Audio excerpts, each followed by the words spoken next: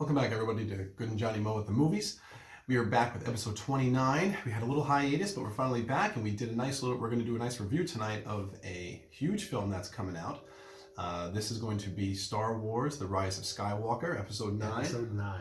So we finally got to see it. This is, I think they call Thursday night preview night. Yeah, right? We literally just got out of the movies. Just got out, coming back now. So this is not like a trailer review or a premonition. Exactly.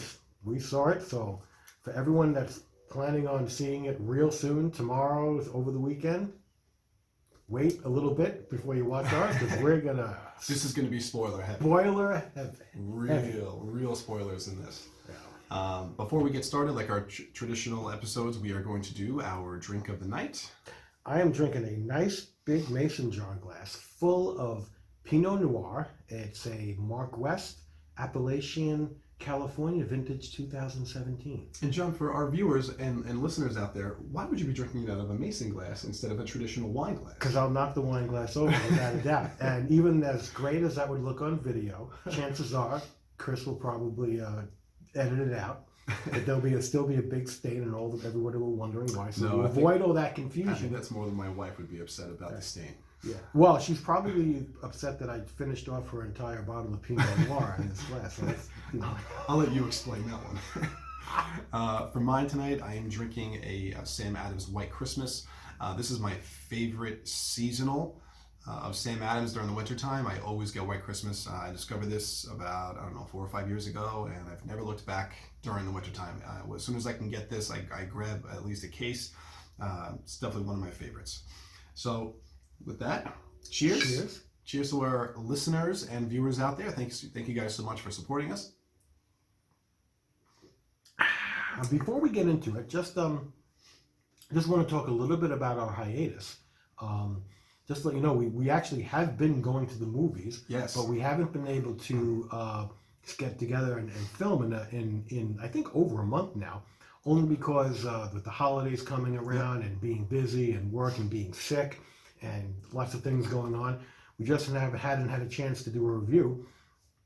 Since the last time we did the last episode, which I think was Terminator Dark Fate, we've actually gone to see Frozen 2. We saw Frozen 2. By the time we actually review that, it'll technically be a retro review. It'll be, The Irishman, which you've seen already, I'm currently going through that. And I actually went to the Huntington Cinema Arts Theater, I think, last weekend. Oh, yeah. And went to see a midnight or late night double feature, retro holiday horror. So the original Black Christmas from 1974 and the original, I don't even think there's a remake, but the original Silent Night, Deadly Night from like 1984. I think that's the one and only. Right. Yeah. However, there were many sequels to that film. Go figure. Needless to say, the original Black Christmas is still a classic, and Silent Night, Deadly Night is just absolutely horrible. I plan on watching that this weekend. Movies that are coming up on the horizon that we're hoping to see and get some videos in there. There's a lot right now. There's so many movies I want to see. It's crazy. Some of these are like award worthy. Like we're talking Ford versus Ferrari. I want to see Ford versus Ferrari. The Beautiful Day in the Neighborhood. I want to see it. Yeah, I want to see that. I actually want to see the ridiculous new version of Black Christmas, just so we can kind of do a retro versus new Black Christmas comparison. And I even want to see the new Clint Eastwood movie, Richard Jewell. Yeah, that's another one that people are saying. I mean, some of I guess that got some mixed reviews, but a lot of people there are saying that this is one of his better directorial films, at least in the last few that he's done. But as it turns out, Star Wars trumps all that. Oh, absolutely. Had to see Star Wars. Absolutely. Had to do a film. Had to do a review of Star Wars as soon as we saw Star Wars. This actually is the first time that John and I have gone to the theater, watched a film, come back, and actually did the review on the same night. Are you sure? Yeah. Yeah? We've talked about things, but we've never seen a movie, come back from the theater, and did a review on it. Yeah. We've never done that. Okay. So this is, for episode 29, we're pulling all the stops with The Rise of Skywalker. Yeah. I think with that, let's get into this. Yeah, and I just want to say that to me, and I don't know if the people at Disney realize this, but for many people, walking out of this theater, walking out of this movie, is the culmination of a 42-year journey. Yeah, that since started 1977. for me when I walked into the theater in 1977 and saw the opening scroll of the first Star Wars movie. And now to finally walk out of the theater, it's just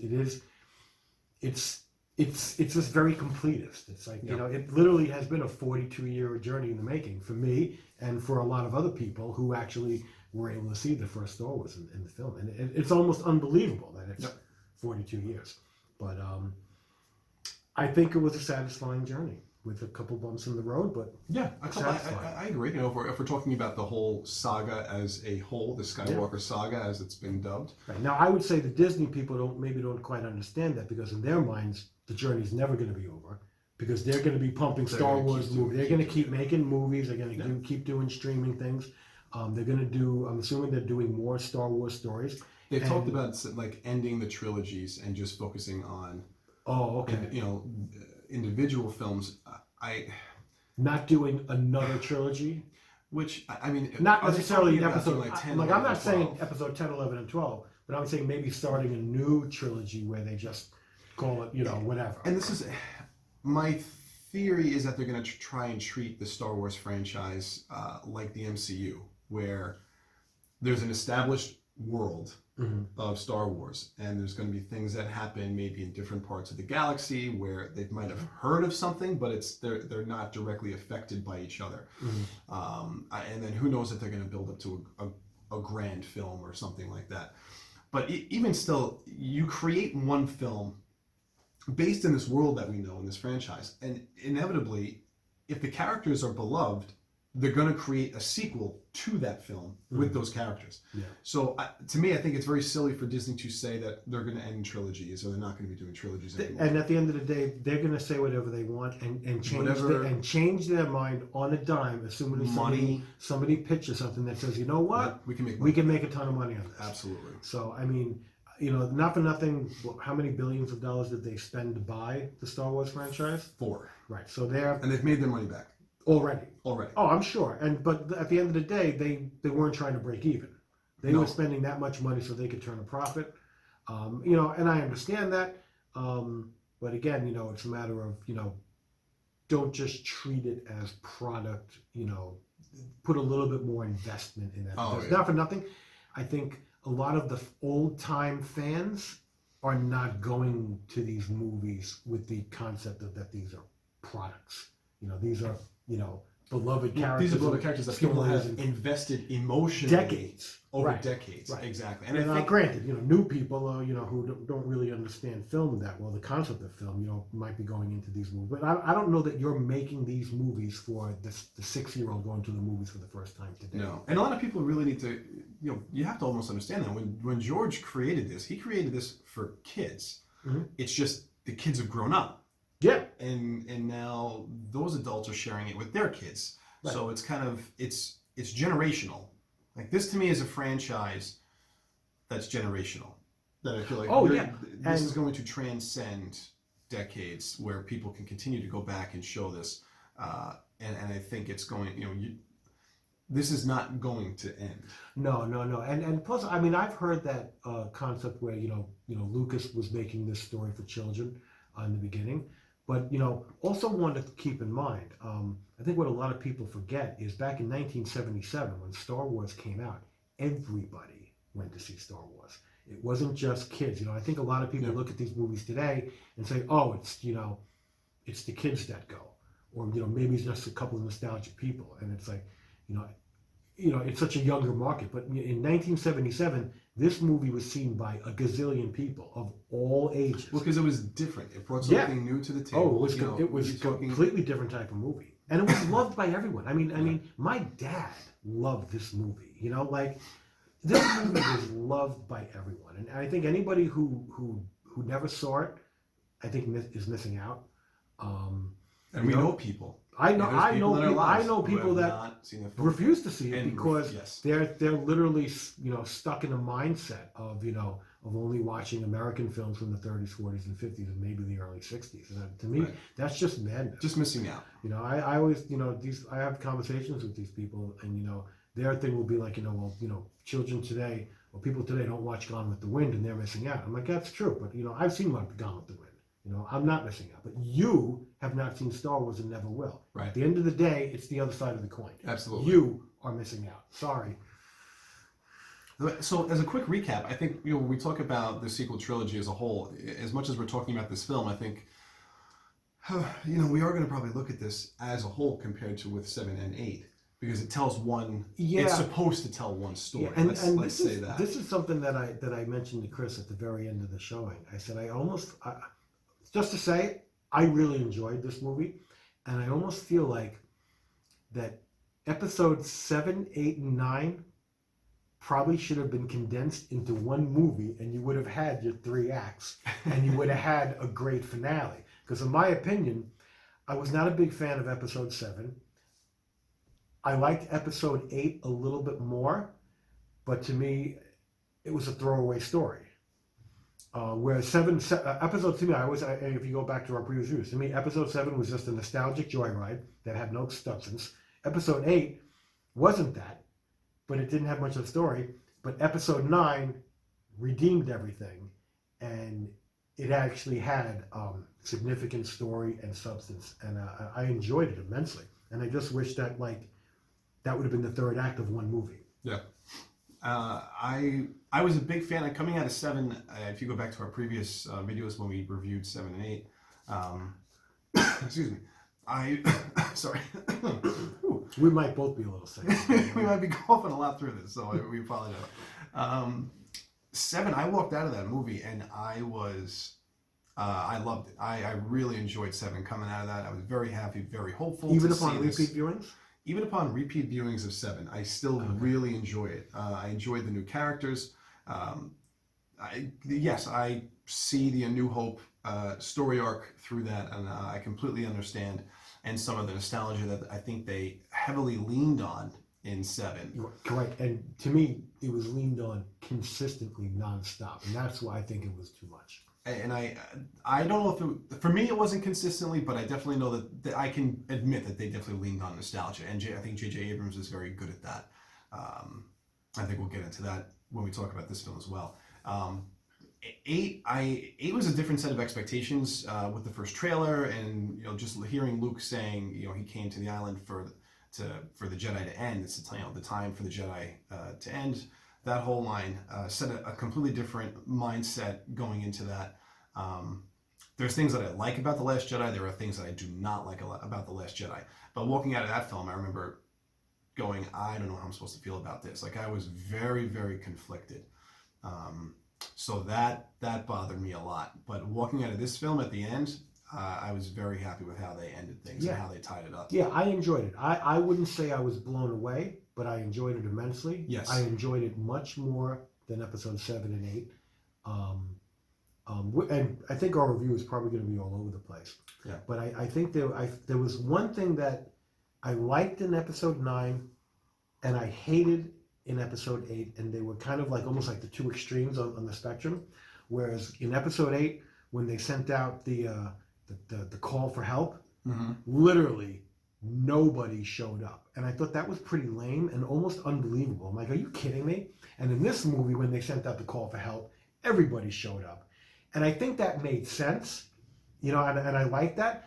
And, but somebody should have showed up in episode 8, Right. That to me just didn't ring true. So I felt like episode 9 didn't fall into a lot of the pitfalls and mistakes that episode 7 and 8 did. Because even though episode 9 had touches of nostalgia throughout, they were small and intermittent, and with just the right touch of harkening back to the old. Whereas not in enormously pivotal storylines hinging in the chapters of episode 7. So I think they went through memory lane very quick and nicely in episode 9. I wasn't a huge fan of the crawl. Oh, yeah, good. I thought the crawl sucked. The crawl in the sequel trilogy have been very underwhelming. Across the board. 7 wasn't bad. 8, I was. They basically went down for me from 7, 8, and 9, where 7 started here, then 8, then 9. I think was nine. not I happy think with the yeah, crawl. I was not happy with the crawl either. And I, you know, and in all honesty, it's like, you know, it takes a certain amount of artistry to have an impactful crawl because you know you are limited in space. You have 3 paragraphs. To Right. get You it have done. 3 paragraphs, and you almost gotta have like a certain knack to that because if you just kind of look at it like, you know, like just boom, boom, boom, that's what it's going to look like. You know, Right. whereas But that's if what you this can have felt if you can have a little bit of flair in the written word and enough flair to make 3 paragraphs interesting, which I think was done in the first trilogy. 4, 5, and nothing beats the crawls from 4, 5, and 6. They Yeah, were all very well. without a doubt. 1, 2, and 3, they take a little bit of a dip. A little bit of a dip, but I think they take a nosedive in 7, 8, and 9. Yeah, I'm not as. What was thrilled with what was the crawls. first blurb? The first thing sentence was something about a voice. like or, death has awakened or death. I forget, and that's the thing. It's not even memorable. No, I mean basically it's basically like telling you that Palpatine is back and is alive in the crawl. Yeah. So it's not even something that you find out in as a viewer through the film. Like it spells it right out for you in the crawl, and how like he's reached out and has created this last order that's gonna wipe everything out. Right. And, right. And I don't know. I didn't. That was the one thing I probably didn't really appreciate was the crawl. And then even the first like. Because you know all those original crawls were written by George Lucas. Without a doubt. Yeah, I mean, he wrote those crawls. 1, 2, and 3 here and there might be mixed. I think he had input, but I don't know how much he actually wrote those. Okay. But they were, you know, I would imagine that either way, even if somebody else was writing, they were approved by him and given a certain. I would think direction. he consulted. At least, without a doubt. At the very least. You know, and I personally think whatever Disney people were in charge of writing these crawls, they had, believe it or not, a task that was beyond them, and they did the best that they could, and it shows that they, you know, it's hard to did the best that they could, and what they could do was not nearly enough. It was hard to follow George. Yeah. The opening like 20, 25 minutes was jumping around quite a bit. Yeah, I felt like we went, you know, we see Kylo following the signal to find the Emperor, ends up finding him. Mm-hmm. We find out that the Emperor created Snoke. Yeah. Right? Like that, is that what we're confirming? Yeah, that's what it sounds like. And you even see Snoke in like, almost like an incubation like tube, almost like he was a clone. Was almost like a clone, or like they were attempting to maybe clone the Emperor. Yeah, well, they even mentioned things about you know, the cloning techniques of the Sith. So yes, so I think he was you know, basically a test tube Sith. Right. and basically you just find out that all the voices that Kylo has heard in his head were from Palpatine. Yeah, and Palpatine's look, I think a little bit. Some of the scenes were just a little disjointed, where it almost looked like they were cutting and his face was shifting. Like I found that to be a little jarring, and whatever like, you know, shock effect they were trying to give, I think it was lost a little bit. I think a lot of it was like the strobing effect that was happening from the planet. Like the background kept having like the light shine. But I almost thought it looked like his face was actually shifting within the shadows too. Like it was almost like his angles were shifting a little bit. It was hard to tell. But I thought his look was a little bleak. But you know, I'm assuming it's the same guy, so he's a lot. No, it's Ian McDiarmid. Oh no, it is. He's a lot older now. Oh yeah. He's the age that Palpatine probably like would have been back in Return of the Jedi when he was much younger. Yeah, and you know, and at the end of the day, I've come to grips with the final enemy being Emperor Palpatine, because he was the bad guy. He was the first in the original trilogy, and he's the bad guy in the second trilogy. Yeah, and it's at the, you know, he's, you know, the Sith Overlord. So, you know, as much as I would have liked episode 7, 8, and 9 to be completely original, that's like I think the one part that I'm okay with them like keeping back He's as the- being a major well, component. he's the one character that ties everything Yeah, together. in terms of the adversary. Yes. Yeah. So and having him behind Snoke makes it a little bit more acceptable because then you realize that Well, he's you been, said- like I said, he's been the force behind everything, basically in every movie. But all it took was that, and now I'm okay with Snoke dying in Last Jedi. Because the one thing I really wanted to know was, well, how did this guy come about? We don't know anything about him. Yeah. And Like, what's his backstory? And it literally took like one line from the Emperor saying that, I was Snoke. I made him. Like I made him. Yeah. That's all it took. And I'm like, okay, I'm satisfied. Right. And that also explains why they didn't get into Snoke's backstory at all. Because I found that to be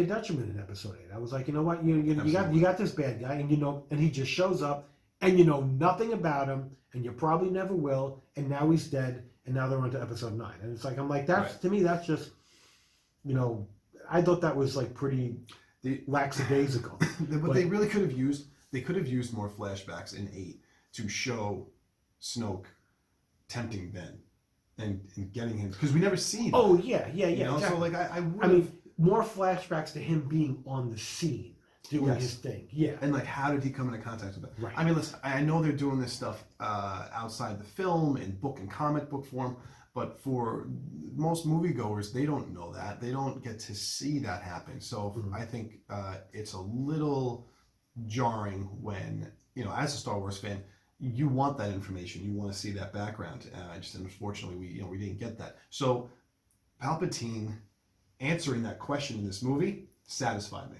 Yes. And I was good with that. But also makes because I do question how far ahead these guys are thinking with these movies. Did they already know that when they were making episode 8? Maybe they did. Maybe they didn't. To me, it's not a given. The biggest problem, and we've said this before in the last 2 reviews, there was no overall storyteller. Right. Basically, what ended up happening was when Disney bought Lucas's rights. I think they were making it up as they went. Well, George had a 7, 8, and 9 layout. Outline, they threw that away.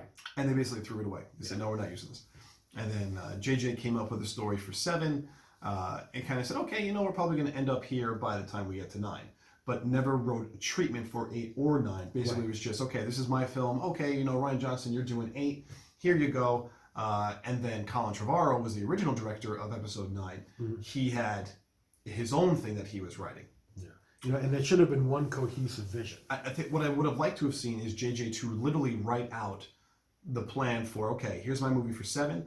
In 8, we need this to happen. And in 9, this is where we want to end up. Right. And then give that to the directors and say, okay, make the movie based on this. Right. At least, a core story to follow, as opposed to... You need to hit these points. Because I'm literally, when they were doing episode 9, they very well could have come up and said, you know what?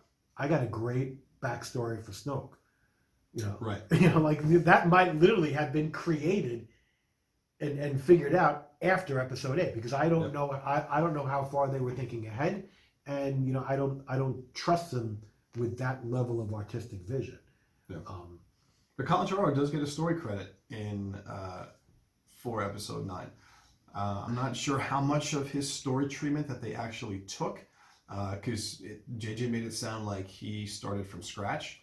But I know they had Colin Trevorrow's script, so I don't know how much of that they ended up using. I'm sure at some point, I think in the next 10 years, there is going to be a documentary or something on this sequel trilogy, and someone's gonna go through this with a fine-tooth comb and kind of map out everything that happened, how it happened, why it happened, and we're going to eventually see how these things were created, our worst fears and our best hopes all come together for someone to break this down and be like, this is why we got 7, 8, and 9. How awesome would it be if there was a Star Wars documentary trilogy? Oh, 3 movies, each one dedicated to a trilogy. Yeah. How awesome would that be? A Star Wars documentary trilogy. So keeping in line a little bit with the chronology of the film, there was one part in the beginning of the movie that I didn't really care for that much, but I'm glad I got over it soon. When they were doing those mini jumps. Oh, with the hyperspace. Mini hyperspace jumps. Yeah, with and the Vulcan. But at the end of the day, if you're going into hyperspace, you're going across the star system. You're not like going from one city to another. You're going across star systems, like that. And every time they jumped out of hyperspace, they were like in the middle of something. Like, okay, you know what? Space is mostly empty. Space is 99.9999999% empty. Chances are, they were just jumping to lose them. Chances are they would have literally jumped into empty space. And because they were doing it so fast, I don't think they could have timed it to be, on inhabited planets and, or in a forest. That's why they have a navicomputer. The navicomputer does it all. But they did this in 7. Han Solo does this with the Falcon in 7. Yeah, but when they go into what's the planet called? Starkiller Base. Right, but he hyperspaced out of there. No. He hyperspaced in. No, not the ship that you're talking about. He hyperspaced right in there. He hyperspaced into the planet. But in my opinion, he had in that scenario, he had a specific destination in mind, so he was trying to pinpoint that. Whereas they were just doing, they're just going, they're just jumping. It's like I'm sitting there going okay, they're going as soon as they jump out, and it's I'm like, you're going star systems. You're you're not, you wouldn't be. To me, it didn't play right. It looked good. Oh, it looked cool. It looked great. Yeah. But to me, it made no sense. And to me, it was you know what? I think they could have probably avoided that. We definitely see in this film, Rey put the books to good use that she took from The Last Jedi. She's being trained by Leia. Clearly, at one point, Rey even refers to her as master. While she's kind of doing some of her own training. Which was interesting to see. I think that kind of harps back to a little bit of Dagobah, just without Yoda. Well, I thought the flashback with I was actually very surprised with the flashback where they showed a young Leia and a young Luke. Oh, at the end of the movie, sparring. Yes. No. Well, not at the very end. It was towards the end. Yeah. But they showed them training. Yes. Together. And that's something I never thought about or expected, because even though you find out at the end of Return of the Jedi that they're all brother and sister, right? But I never thought of them training together. I found that to be very unexpected. It was interesting. I didn't really know Leia had her own lightsaber. Well, in Legends, in the books. Now, when I say Legends, these are the books that were written from paperbacks. The 90s, all the hardcovers and paperbacks that are written from the 90s into the 2000s.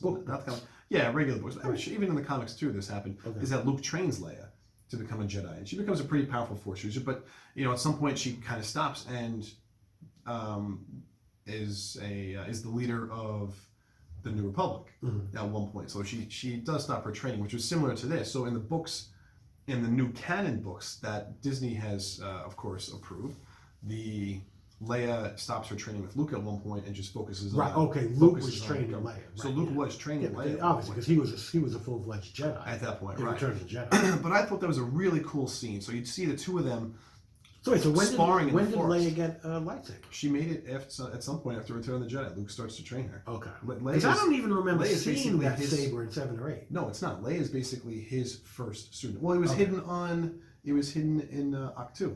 Okay. On the island. So we'll get to that at one point, but my God, there was just so much to talk about. So after she does her training, they start, and this is why I think in the beginning it got so jumbled, because there was so much that was occurring. Every couple of minutes they were switching over from one character to the next, and they kept kind of just first it was Kylo for a couple minutes, then it went to Poe and Finn, then it went to Rey, then it went back to Kylo, and it just kept going quicker, and then finally it started to settle after I think 30-35 minutes in. Yeah, and I think because there was a lot of characters going on, I actually think I liked this movie because it spent a lot of time dealing with the characters and their interactions and story. I like that the core characters are together in this. So Finn, Rey, and Poe are together quite a bit. And I was, and you know what, I wanted that since the end of 7, when these guys all started to really come together to fight the First Order. And to see that finally happen in this film, because in episode 8, these guys are all spread out. Everyone's doing their own thing. And in 9, you bring them all back together. And Rey wants to go and find Palpatine herself. And both Poe and Finn are like, no, we're coming with you.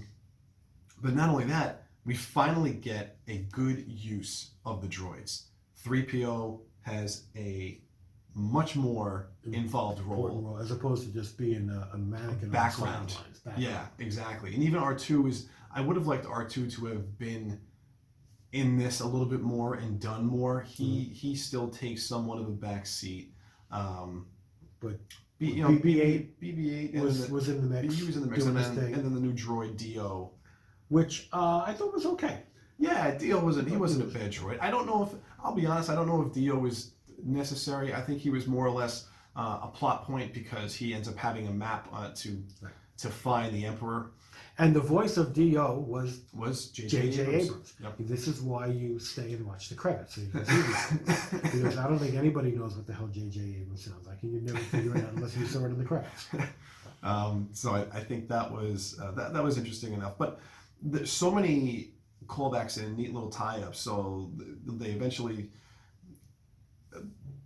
start talking about a planet that is on no star system. This is where the Emperor is. It's on no star map, and Rey remembers reading about it from Luke's journals. So she ends up using that to find this other clue, and then they end up going to that planet.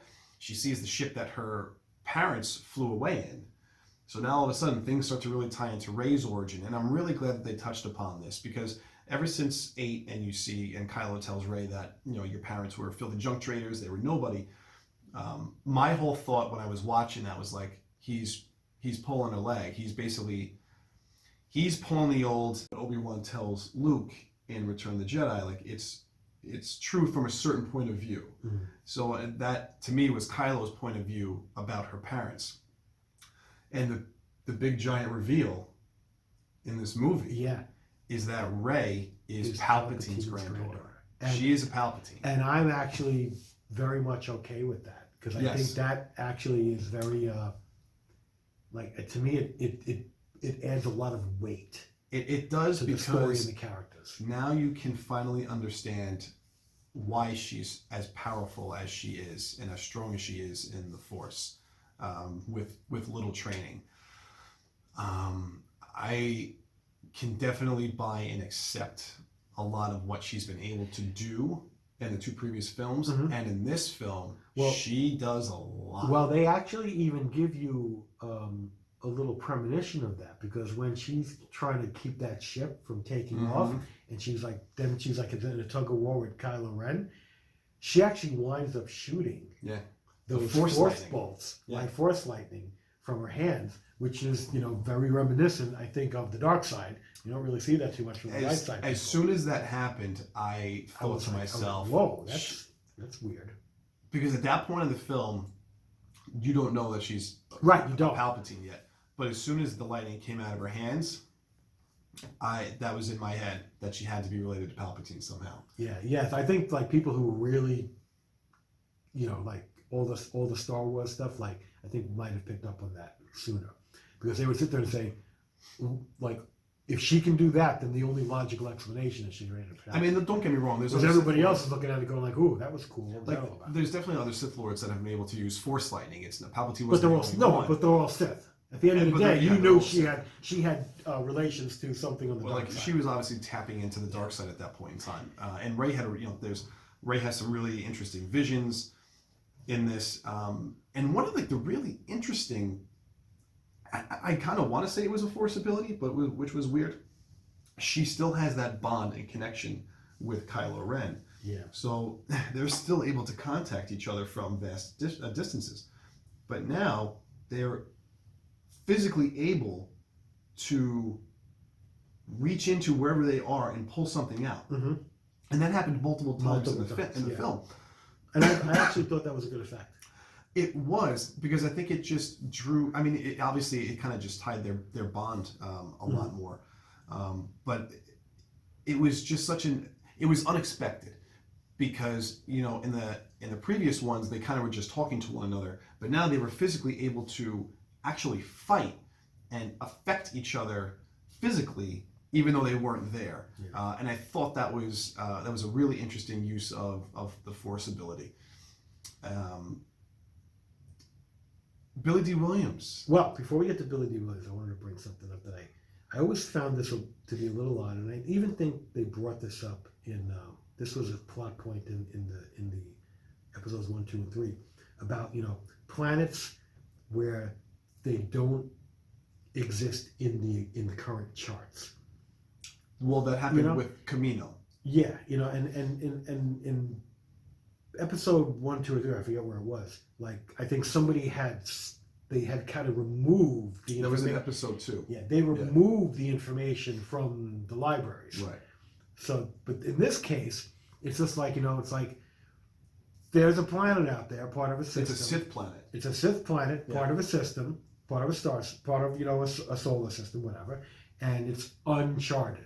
And it's like, you know, that's not the same as there's a Sith base out there, but we just don't know where it is. Like, you know, it's secret. You know, you don't know what planet it's on. In this case, they know the name of the planet, but it's not charted. And to me, at the end of the day, it's like, you know, everybody's able to look up. You know, whatever star that planet is revolving around, someone can point to it from somewhere and say that one. You know, and whatever, you know, star charts there are, at the end of the day, someone could just superimpose it and say, we got all these stars in our star chart, but we don't have that one. Well, guess what? I just charted it. Well, I think they have it. Well, I think with the unless it's Sith magic hiding it from you. No, I don't think it was that. I think they just had. Well, one, I think it's just harkening back to that Palpatine's pulling the strings, and he erased the planet from all known maps, galaxy maps, back probably when he was the Emperor or the Chancellor back in that time. Okay, could be. Because to me, this isn't like Star Trek. You know, in Star Trek, like they know that there are parts of the galaxy that that are unknown. Like they have this map of the galaxy, and go, this is what we've explored, and all this is unknown. But the Sith planet, I think they know everything. No, they don't. There isn't. They even say it in the film how it was. Poe even says something about being in the unknown regions. So like there is a section. There is a section of the universe that is completely uncharted, and it's known as the unknown regions. Well, section of their galaxy. I think everything that happens takes place in their galaxy. Okay. I don't think they're galaxy hopping. I'll buy that. Yeah. So within their galaxy, there's parts that are called because the galaxy is huge. Yes, and then the parts that they're talking about are called the unknown regions. So to me, that's still I buy that. I'm okay with. I just don't know that it's something that should be so easily bought. Like to me, like I said, like if they don't know where it is and they're trying to look for it, that's one thing. But to say like, you know, like we don't even. Well, it was known as. Because at the end of the day, they all got in a spaceship and just flew there. Well, no, but that's because of the because of DO. The droid had the coordinates. That was the only importance of DO. Right. No, I know, but like they didn't go through like, you know, a secret black hole and no. You know, like they literally they said, okay, now we know where to go, and they just flew there. Yeah. You know, so it's like, you know, it's there. But they still had to fly through whatever nebula, or whatever that was. They had to fly through. Which reminded me of, I don't know, in Ragnarok, Thor Ragnarok, what they call the devil's anus. I'm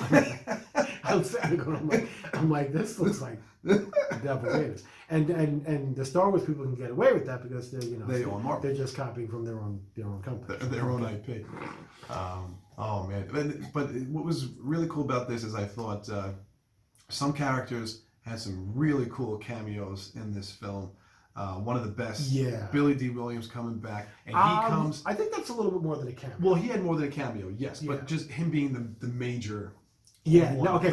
So how old is Billy D. Williams? He's 80-something. He's easily 80-something. He looks pretty good for his age in the movie. So I'm curious if they de-aged him a little bit or I don't know. CG I think he just cleaned him up a little bit. Good.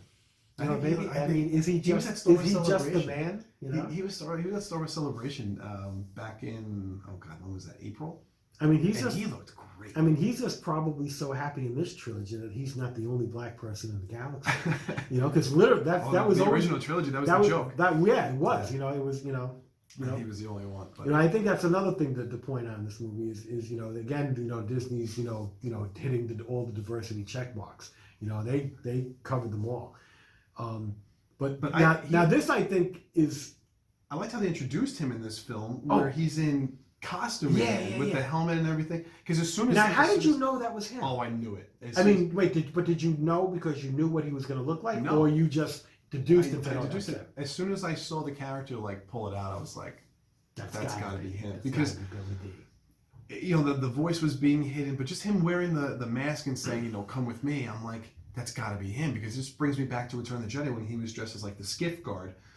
He had that mask on and everything. I was like, it's got to be him. And it was. And I was really happy they introduced him that way. And plays a big part in the end in rallying all these starships to come and fight with the Resistance. I mean, I think Billy D might actually be a little pissed off that, they waited till the third movie to get him in, whereas everybody else kind of was in all three. You know what I mean? Even albeit small, Carrie Fisher, Harrison Ford, Chewbacca, and Mark Hamill, they're in all three movies. Yeah. I mean, Carrie Fisher's dead, and she's in all three movies. She still makes it into this one. Oh, so yeah, let's talk a little bit about Carrie Fisher, because I went to Chris at one point. I said, where did all this footage from Carrie Fisher come from? And you basically said she had a lot of scenes in this movie. So where did all that footage come from? So my understanding was that after Carrie passed, she was supposed to have a big role. And when did she pass? She passed in December of 2016. Because Force Awakens came out in 2015. Last Jedi came out in 2017. So they had just wrapped filming. She died before episode 7. No. Oh, 8. Before 8 even came out. Yeah. She passed away in December of 2016. Yeah. A year before Last Jedi came out. And to me, that's just crazy, because I'm sitting there, I know, she died a few years ago, and she's still a significant character in this film. They had enough, I guess you want to call it B-roll footage that was on the cutting room floor. That's not even in the deleted scenes from The Force Awakens. But it almost sounds like she literally, whatever line she has, she's saying those lines. She is. What they ended up doing was they created scenes and dialogue around hers. Okay. To match everything up as much as they could. If you start to really listen to her dialogue, a lot of it, I think, is from The Force Awakens, where she was probably having conversations with those characters or those people in a certain situation. Mm-hmm. And I don't know how much was possibly even used from Episode 8. There might have been, because I'm sure that there were scenes or lines that were cut from The Last Jedi. Yeah. But I think if you... But a lot of those were in the spaceship in space. Right, where Episode 7 was in the hidden base on the ground. And I think that's very similar to what they had set up in this film. Yeah. And I think it was done so on purpose so they could get these in and make it believable. Yeah. And they did. They sold it. And they also did, a lot of her conversations, they were using these reverse angles. Yes. Where I can guarantee you that was not the back of her head. No. Obviously they had, I think, stand-in doubles with, so they were able to get away with her build and everything. Which reminded me very much of the original, the American version of Godzilla, where they did that. And I think to me, it worked really back well. In the 50s. I really, really thought, I was very interested to see how they were going to do Carrie Fisher in this film. Yeah, I was too. And I think they really did her justice. Her daughter, Billie Lourd, again, it plays a decent role in this film, playing Lieutenant Connix, I think. Oh, I don't know. I wouldn't be. You know what? I really didn't pay attention to the credits, but I really want to know who was Leia's double on the flip scenes where you see her from her back. I'm sure of it her was head the same and person. And I wonder if it was Billie Lourd. I wonder if it was the daughter that ended up they dressed her up. Yeah, to do certainly that. could have. And I wonder if that was her in the flashback scene. Oh, So that could have been her. Maybe. To me, I think that Because Billy Lord looks like a young Carrie See, that Fisher. to me looked like a de-aged Carrie Fisher. Yeah, well, I think they can CGI a little bit of Carrie Fisher over Billy Lord's face, but I think just like her figure and her size and stature kind of matched very well with Carrie. So I feel like that scene where she's battling with Luke, I feel like that could have been her. Yeah. And that would have been nice. That was a nice touch. Now, one of the things in this movie that I thought was really funny is that at the end of the day, Finn is like a ladies' man playing every angle. Oh yeah. And he doesn't discriminate because he can have anybody. Like he's got like. He's got a lot. He started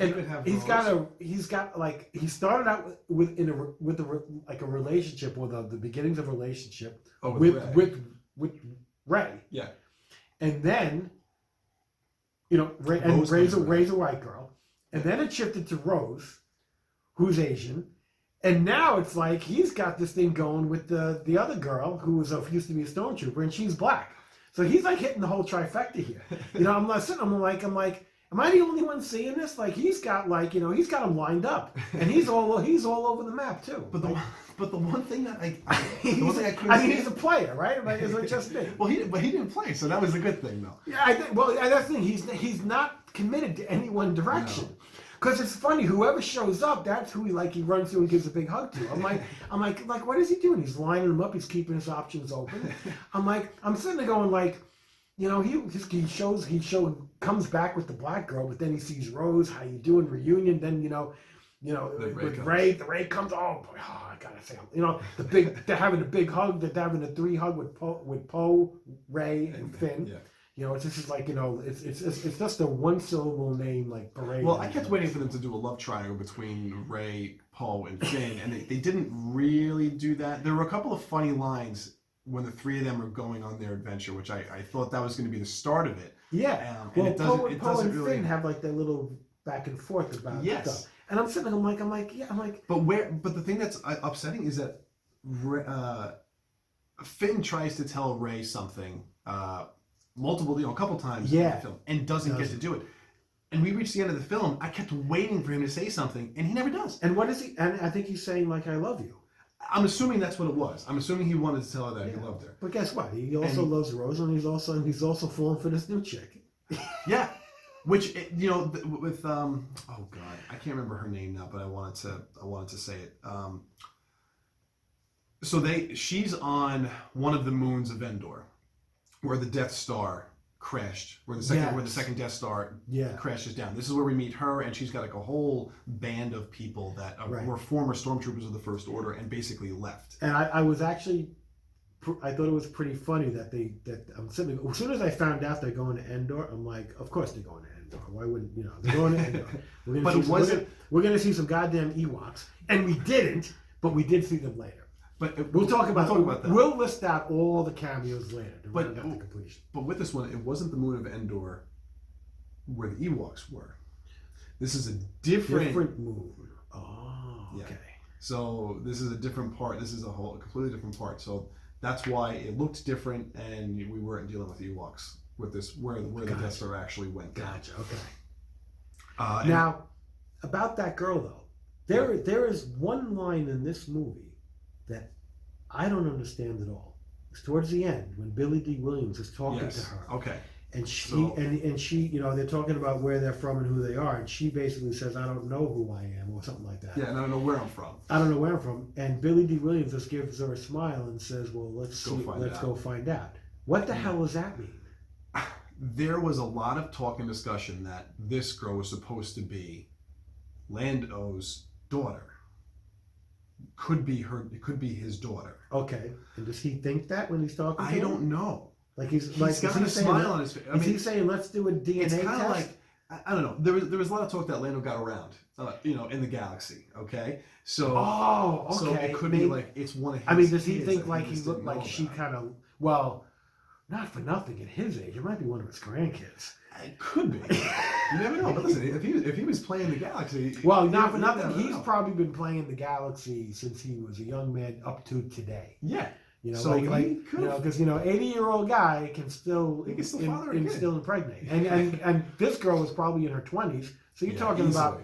You're Even talking probably about like when he 50 was years in his old. late 50s. He easily could have done that. Yeah. Okay, So- I wasn't sure if he was like trying to hit on her. No, it's funny And because I'm you like, could definitely tell what people. the hell was this angle? But it was funny if you listen to people in the audience, they were almost like laughing at that, like he was hitting on them. I never thought that. I really thought that either he was being very genuine at like, let's go find out where you're from. Yeah. Or B, but he's got something in his head where he thinks maybe I know he thinks I'm who you are. Yeah. Okay. So because I'm sitting, I'm looking at that swell. I'm going, what is he doing? I'm like, what kind of pickup? I mean, is that a pickup line? I'm like, no. If it's not a pickup line, what the hell is he talking about? Yeah, no, I had that exact thought too. So okay. I found that to be interesting. But that was my thought, and that was only based on what I had been reading prior to, and a lot of people's theories that this girl was supposed to be his daughter or granddaughter. Oh wait, so you have been reading? I read stuff like a while ago. I stopped watching and reading everything after the last trailer came out over a month ago. See, I haven't been reading anything. I just kind of saw whatever trailers were out there, but didn't go out of my way to find them. Yeah, like I didn't go looking at the TV spots. All the reviews started posting over the last couple of days, which were all like up and down for this film.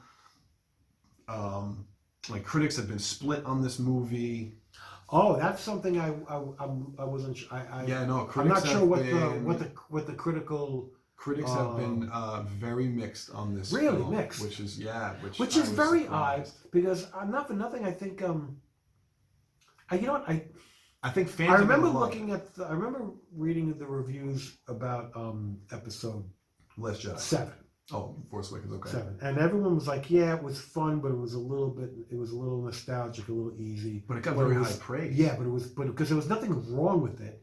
Right. On the surface. It's just we've seen this before. Yeah, and they were like, and then I think episode 8, I thought critically did very well. I think it did well. It did. There was maybe a couple of dissenters, but not Force much. Awakens, and listen, if you want to go by, I'm not a Rotten Tomatoes guy, but if you want to go by Rotten Tomatoes, both of them were over 90%. Yeah. Now to me, I thought this was the best movie of the lot.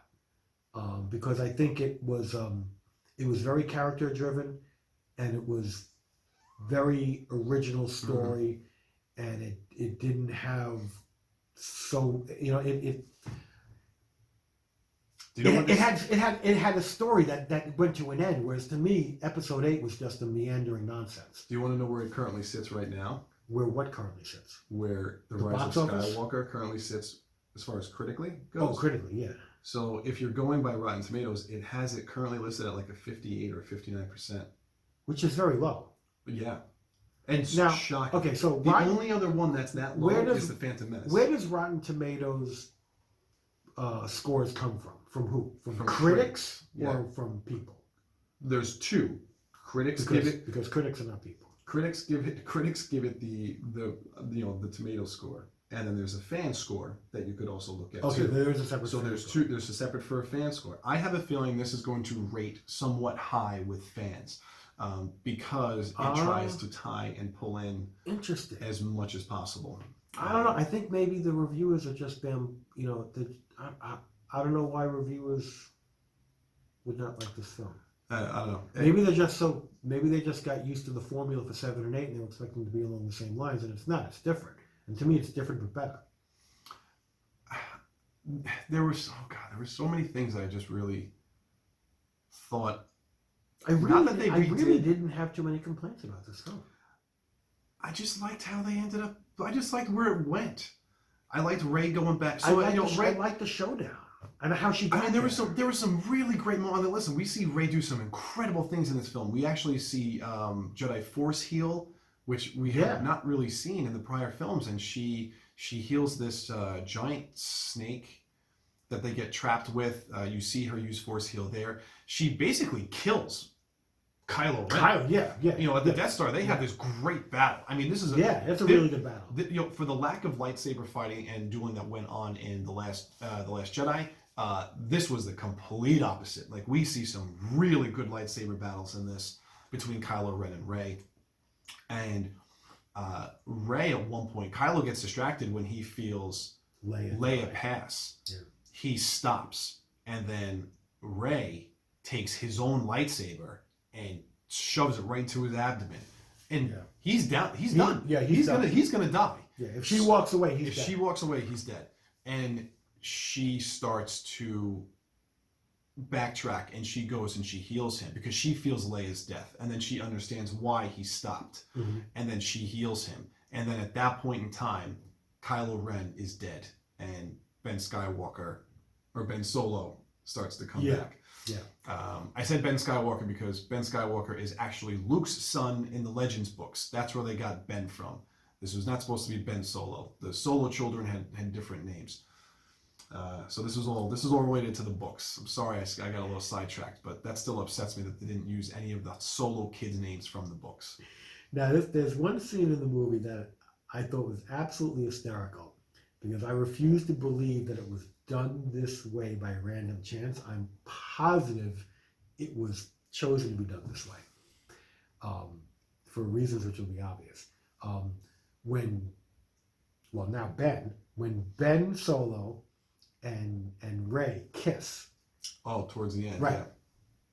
Any two people can kiss. You can kiss like this, or you can kiss like that. And they kissed in such a way that Adam Driver. Yes. Adam Driver's nose was on the behind. Yeah. You don't see his. Right. Yeah. Yeah. You see her nose. Ray. You see Ray's nose, and you don't see his. Because if they had done it the other way, I think it would have looked ridiculous. And they purposely said, we're going to have them kiss this way because Adam Driver's nose is too big. I'm sorry, but Adam Driver's nose has a big nose. And I can tell you right now, if they filmed it the other way, and maybe they did, and they said, okay, that doesn't work. We got to do it the other way. But as soon as they did that, I was like, haha, that's funny. These are just the things that I know. These are just the things that I know. That's a mystery we may never know. But shortly after that, we finally get a cameo that was. I don't know if I was. I'm just gonna say I'm not surprised that they put this character in it, but for me it worked. Harrison Ford. Yes, I was not expecting that at all. I wasn't surprised by it, but at the same time, I didn't know if they were going to do it. Yeah, and to me, it's a little. I don't know that I buy because it. it's in his own head. It's not a Force vision. It's not a Force character. Because Harrison Ford. Because I can tell you right now, there are people that just watch these movies and they don't know what the hell that's going on. They just go for the ride. Just for the entertainment. You know, they don't. And not that you have to think about it all the way, but there are just people that literally are on cruise control. No, want to shut their brain off and just watch. And I guarantee you that there are people watching that movie thinking that he's a Force ghost. Right. He's not a Force ghost. He wasn't. Because Han Solo has no, midi-chlorians. He's not a Force guy. But this is but Ben even says that. He says, you're just in my head. Yeah. And you know what? I'm actually glad he said that line. Because if he didn't, that would have left it open to a lot of interpretation that, maybe Han was Force sensed. Right. And also, he had no halo. Right. He wasn't like every other Force ghost has, that kind of shimmer, that halo. So I'm actually very happy. But, to me, it was an effective scene because it really is. No, I think it was good. And it was nice to see him. It was very similar to when the two of them are on the catwalk on Star Killer Base. Even some lines, I don't know if I have the strength to do this. Yeah. They repeat some lines. And Han, touches Kylo again and basically tells him that Kylo Ren is dead. Because Ben says, your son is dead. He goes, no, he's not. My son is here. Kylo Ren is dead. And at that point, we start to see the redemption of Ben Solo, which it works for the film. I never wanted him to be redeemed. I always wanted him to go out as the villain, and that to me would have changed things from the original trilogy. Because let's call it for what it is. There's a lot of repeat themes throughout this, not only just this film, but obviously this entire trilogy. At the end of Return of the Jedi, Vader redeems himself.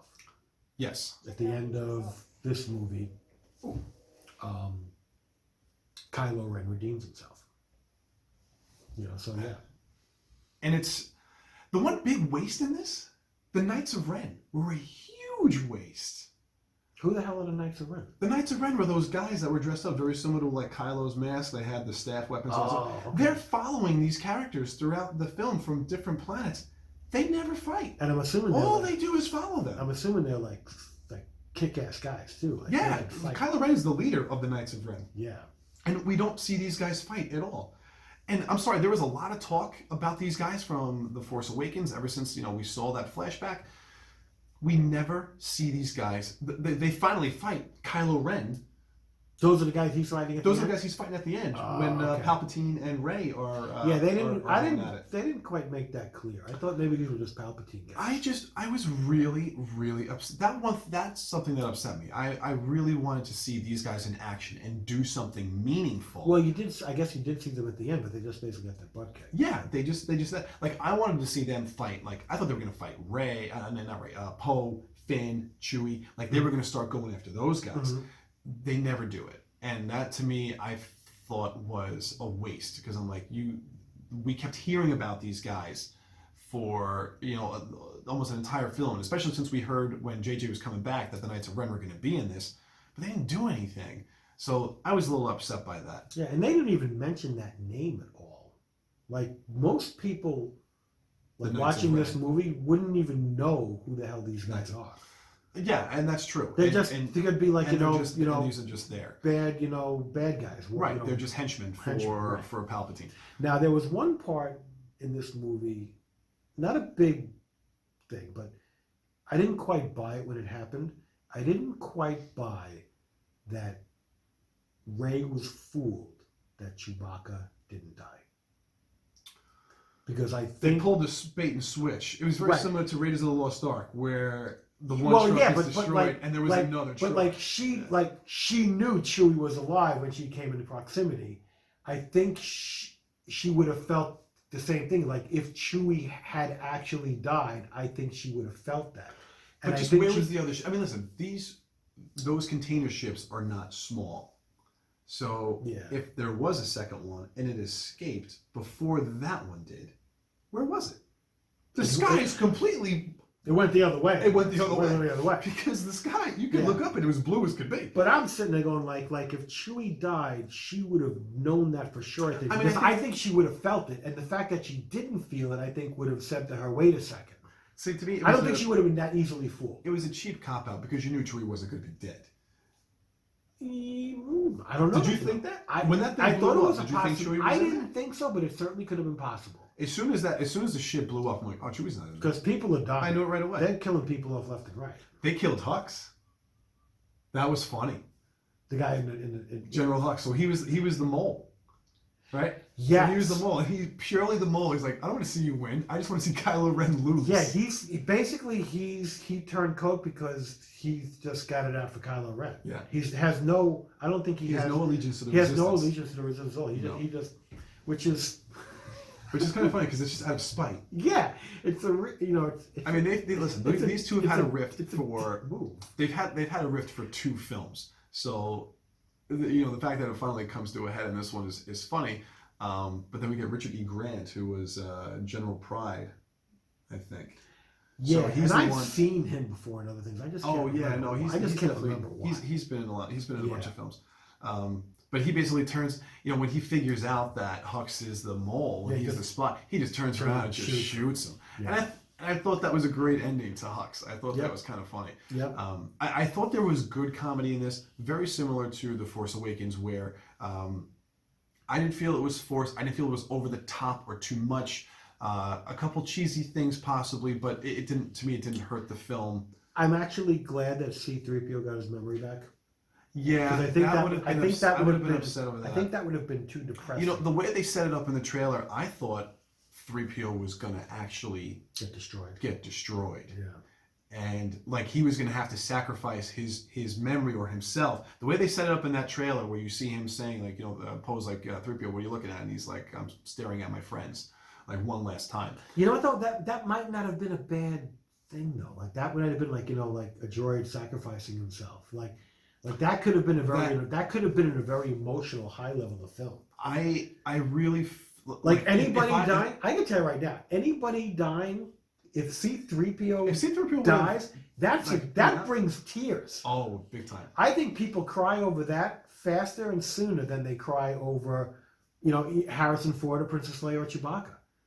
Like No, I think you come to tears faster with C-3PO. I think if people Chewie would would be have like, died, oh. I think if Chewie's like the family dog. If Chewie Yeah, would no, have died, no, I think he would have. But I people think would've tears. in that race, I think people are more emotionally shocked with It would've C-3PO, been, and it'd be more touching it just- because you understand the sacrifice that he's not human, Yeah. but is willing to do that. You know, Interesting that he understands all these languages, but is not able to.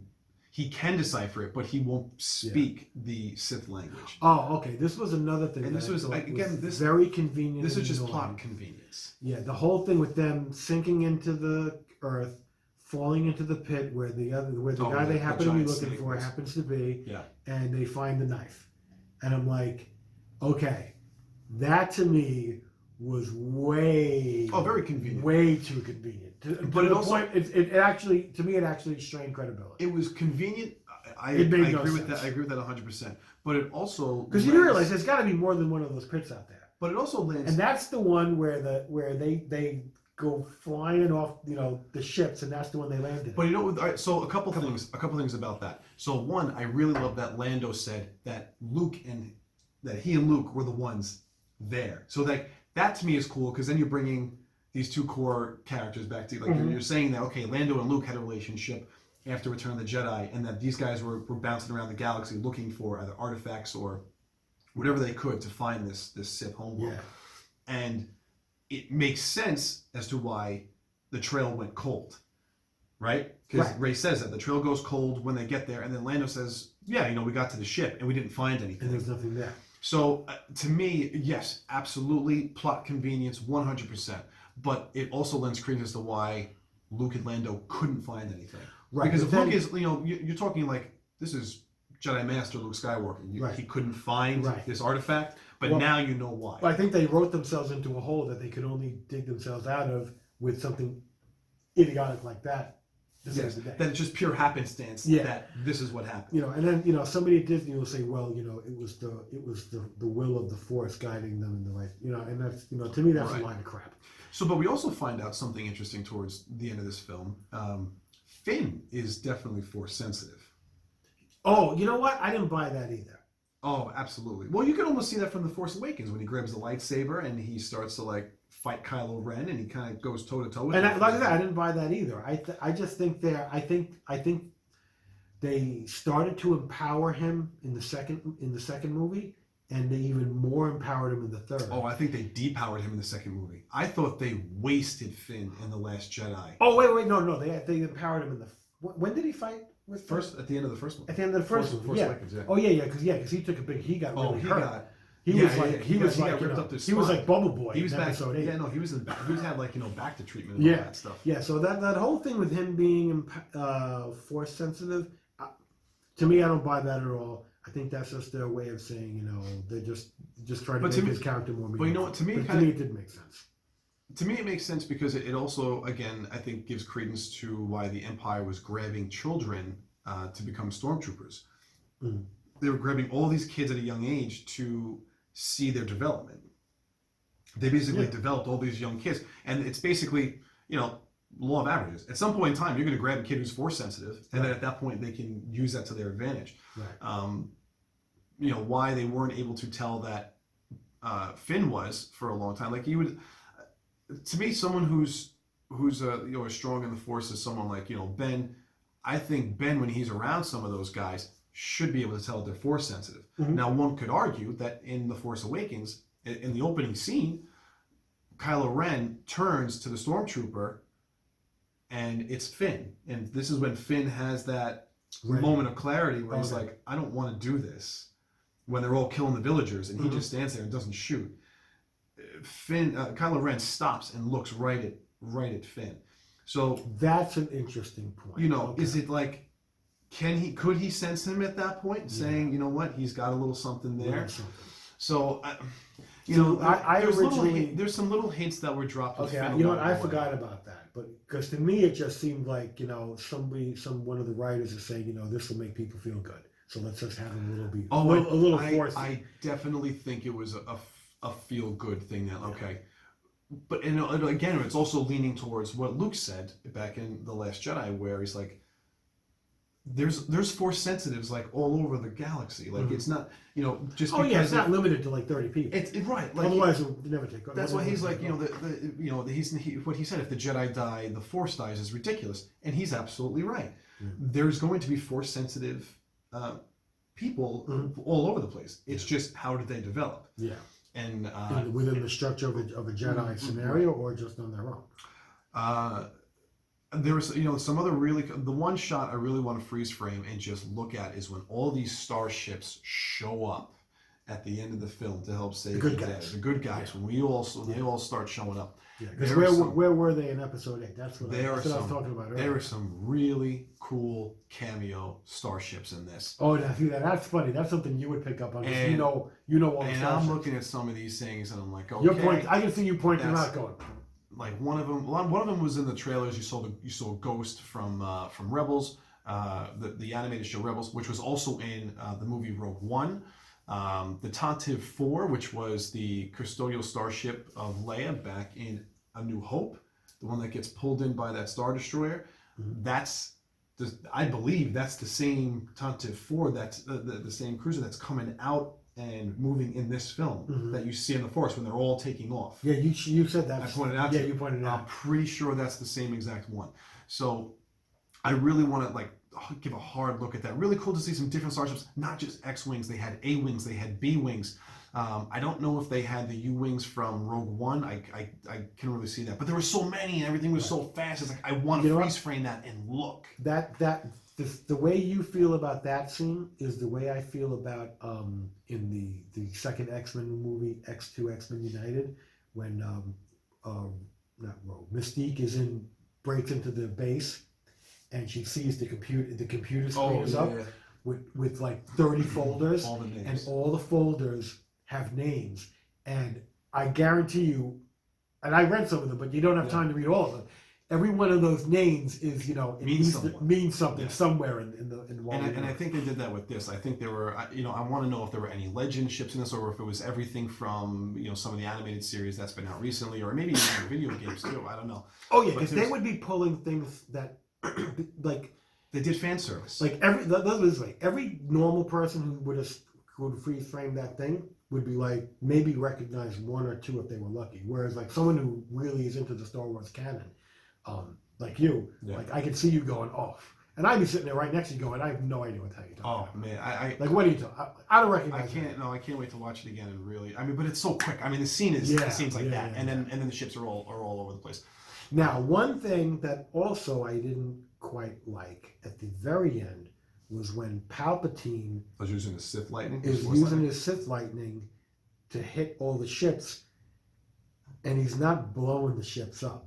Like he's not taking out his enemies. Right. It's almost just like disabling them. He's just disabling them, and then all of a sudden when and he's disabling them for quite a bit before it gets stopped. Yeah. And I'm like, why isn't anything blowing up? Why isn't he blowing shit up?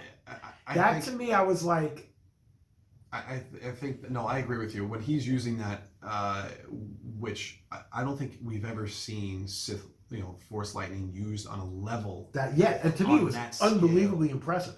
To me, it would have made more sense that he was slowly but surely using that Force lightning to destroy the ships, but like it was going to take a while to kill them all. Like he should have shot him out and they were blowing him up, and then eventually he was going to wipe them all out.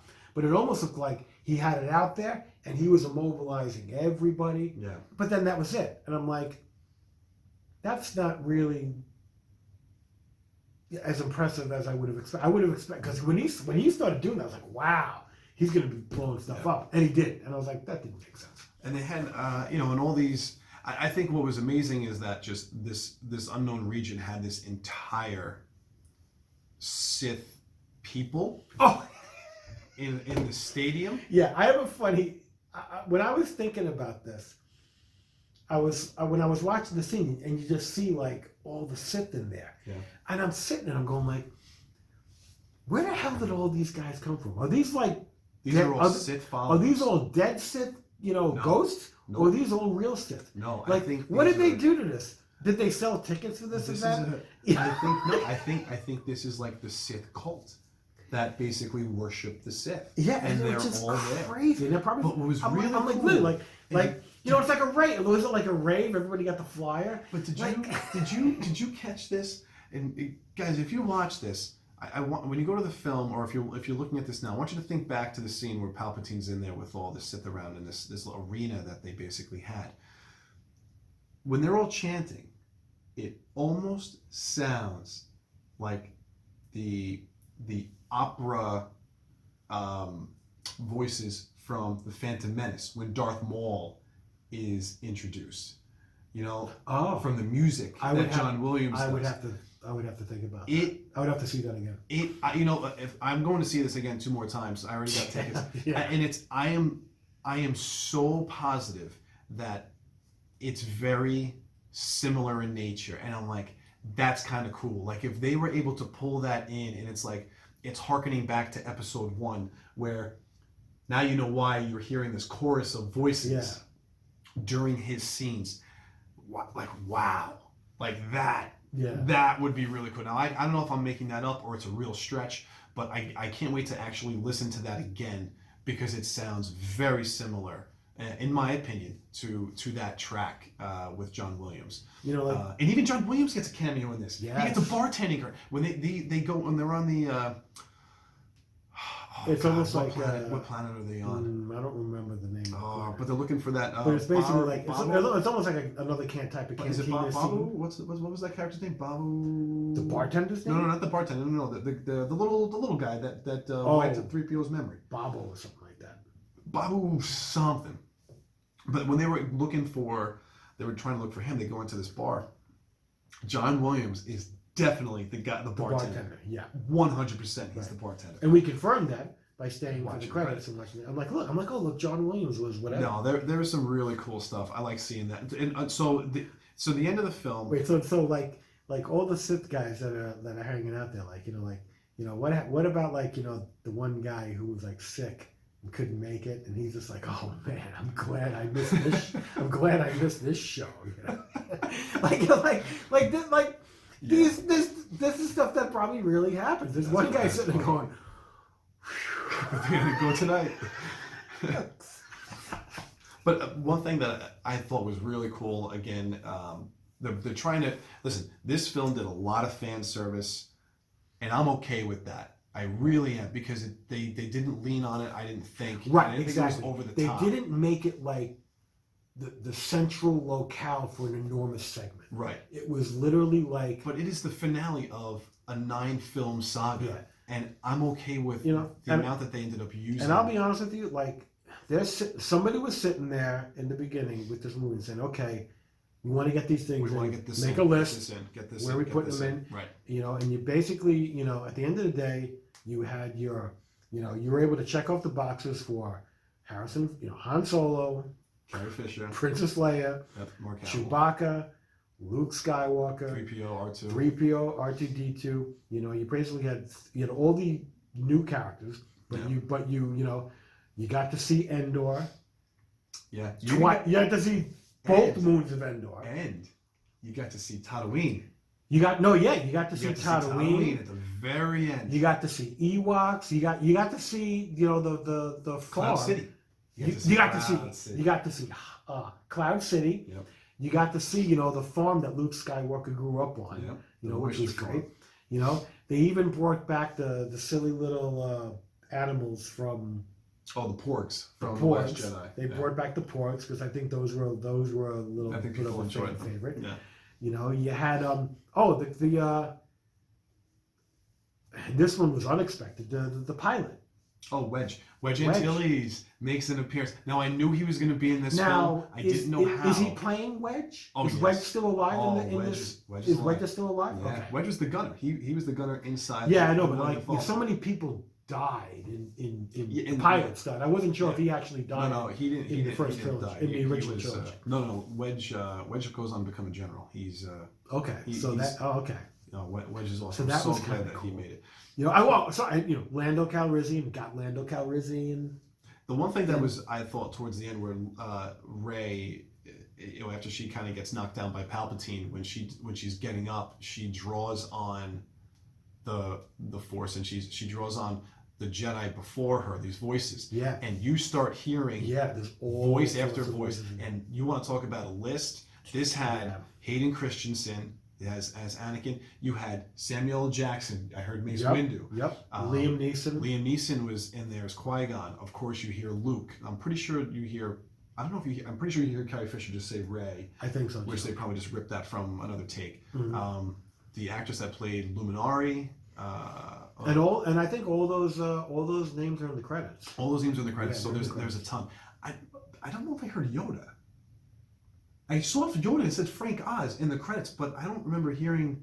He might have been stuck in there. Like I said, you would literally have to replay that scene because they're all blended in there. You'd have to you would almost have to sit there and say, okay, I'm listening just for this person, and I'm going to wait till I hear it, and filter everything out until you hear that and say, okay, got it. Because it would be really hard to listen to it and just keep jumping. Because you don't know who's next, and it's hard to filter. By the time you filtered who you just heard, you've already missed the one that came after that, and now you're trying to filter the one after that. It was. So it would be a little tricky. And this is where a lot of Star Wars fans will know this. Ahsoka Tano, her voice is in this, so that means Ahsoka has died by this point in time. So Ahsoka is a character that's from the Clone Wars animated series and even the Rebels TV series as well. Now they also brought back Luke Skywalker's original the X-wing. X-wing. Okay. So let's talk about this. Yeah. So Rey goes to Ahch-To when she finds out that she's a Palpatine, and she basically wants to do what Luke did and just die on the island because she feels that she's going to go to the dark side and doesn't want that to happen. So she destroys the TIE fighter that's there, and basically mirroring what Luke did almost, except Luke submerged his X-Wing. And she's about to destroy the lightsaber, and she throws it, and then Luke catches it as a Force ghost, comes out and has this big talk with her. And then once he does that, he gives her Leia's lightsaber. Yeah. So that's where that comes in. And then he raises the X-Wing out of the water. The water? Okay, so that was in there for at least 10 years. Right. So is that really working? Wouldn't it have rusted out? It's been submerged underwater. It's got to be absolutely freaking disgusting. Well, listen, full of moss and algae. You're talking about otherworldly construction compared to what we do here. So God knows how. Not for nothing. I can see Rey going. And the power. I can see Rey going. I'm not getting in this. I'm not freaking getting in that. We need to dry it out, clean it out, and not for nothing. I'm sure it needed some electrical. I'm just sitting there okay, it would have been better if you just would have went into the garage and pulled the cover or top off and said, "Here you go. I got a ride for you." But it was I thought that was, but it was really cool to see the X-Wing back. Right. So J.J. Abrams definitely does a good amount of fan service to this, but to me, I was okay with it because it's the last film. Yeah. They got a lot in there. I think they had to put in a lot. And I think they did a lot for a shorter film. This is the shortest film since A New Hope, where for both Force Awakens and The Last Jedi were longer than this movie. Now, Hoth wasn't anywhere in the movie, was it? No. That might have been the one spot. No, didn't see Hoth. And I'm okay with that. And Yavin 4 wasn't in it either.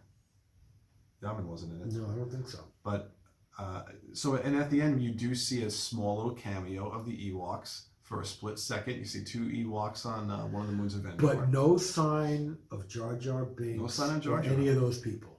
Yeah, you don't see him at all. What's the planet they lived on?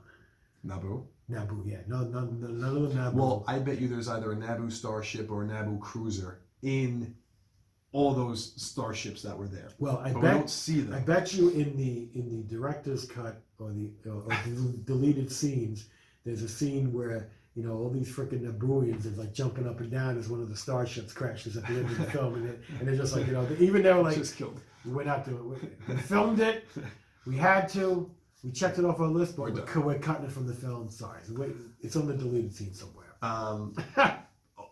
Overall, I walked out of there very happy with how I enjoyed that movie very much so more than episode 7 and 8 by far. Definitely enjoyed this a lot more than 8. It had a lot of surprises. It had it was very much plot and character driven. Yeah. And I liked that. And to me, I feel slightly annoyed and gypped out because I felt like they saved that for the third movie. And it's like, you're making 3 movies. Right. You got to you got to make 3 solid movies. You can't just sit there and say we're gonna. But this is where I think this is where this trilogy suffered from not having a central storyteller tell the story for 3 films and then have a director direct each movie. Yeah. These were single treatments that unfortunately you had different directors' thoughts and visions for the film, and obviously you see that there are things that Rian Johnson reverses that J.J. Abrams set up. And there's definitely things that J.J. reversed in this movie that Rian Johnson had going for him in The Last Jedi. Oh, I'm sure. So, for better or for worse... You're going to have revisionist scenarios. I think if you were a huge fan of The Last Jedi, there are things in this movie that are going to annoy you. If you did not like The Last Jedi, I think you're going to like a lot of things in this film. But I think overall, if you're a Star Wars fan, I think you're going to enjoy this movie. There are a lot of things to like about this film. Yes, there are, from a story itself, there are definitely plot conveniences like there are in, I think, a lot of films. But this one in particular, did it do anything groundbreaking? No. Story-wise, groundbreaking? No. I think I gave the movie a solid 3 stars. And, because it's a separate rating, I also found it to be very enjoyable. Yes. I think this is going to be a crowd pleaser. I think a lot of people are going to walk out of this film happy. It ends on a good note. You get that similar feeling to the end of Return of the Jedi, where they're all celebrating at the end. A similar setup in this film, and I think you're going to enjoy that. I really do. I think most the average moviegoer that goes to this, I think, is going to really sit down and just like this film. You're going to laugh at a bunch of spots. So the one scene where they show up on the planet, and they showed up right during the festival, or the party, and apparently it's a festival or party that only happens once every 42 years. And I'm like sitting there, I'm like, these guys are having a really good time. I want to go to that party. And I'm like, what the hell is wrong with these people that they only do this once every 42 years? Who the hell does anything once every 42 years? But something that I was thinking about you during this film is they had a lot of different creatures and aliens in this film. They did. And they were, to me, okay. Not George's vision. Yeah, they weren't. They were still not up to the par of level of creativity and originality that you see in the Lucas-driven films. And when I say the Lucas-driven films, I'm talking episodes 1 through 6, because I think you see a really good, interesting variety and original type creatures. Even in the prequel trilogy. Yeah, absolutely. And I don't think you see that in this trilogy. But in this movie, it was less annoying. I think there's a lot of those creatures had less of a role. They weren't. You didn't see them. Well, they were native to the planet, wherever they were. And you didn't see them for that long. Like when they showed those 2 creatures looking at those 2 little creatures looking up at the starship go by. I'm like, that really is like a total copy of like other scenes from other films. And it was okay. But it worked. I definitely had 2 questions for you about this film. One you already answered, but I'll ask it again. And there's a second one that I haven't asked yet, but I really need to ask. So the first question that I had already asked you and you answered was, what the hell did they give Chewbacca? That's the medal. So at the end of the film, Maz Kanata, I loved Maz in the first film and really was upset that she didn't have any role really in The Last Jedi other than a hologram. And in this film, I thought she was really underutilized. I thought she could have been one of the Resistance fighters. She's in the Last Jedi. She's got a jetpack and a blaster that she's using. I'm like, where is this Maz in this movie? I really would like to have seen a little bit more out of her, but that's a sidetrack. So Maz gives Chewie a medal that Leia says this is Chewie's. Right, and in my head, I'm sitting there going like, is this like an heirloom from somebody else? And you're saying no. So it's basically the medal from the Battle of Yavin, where at the end of A New Hope, Leia gives both Han Solo and Luke Skywalker a medal for basically being the heroes of that battle. Chewie never gets one, and that's always been a point of contention for years among Star Wars fans, that Chewie got left out. He got the shaft, that he didn't get a medal. Yeah. So finally, he was up there on the podium. And he was up there on the podium with them. Like, what the hell? He didn't get, of course, he was a part of it, flying the Falcon, but he didn't get anything.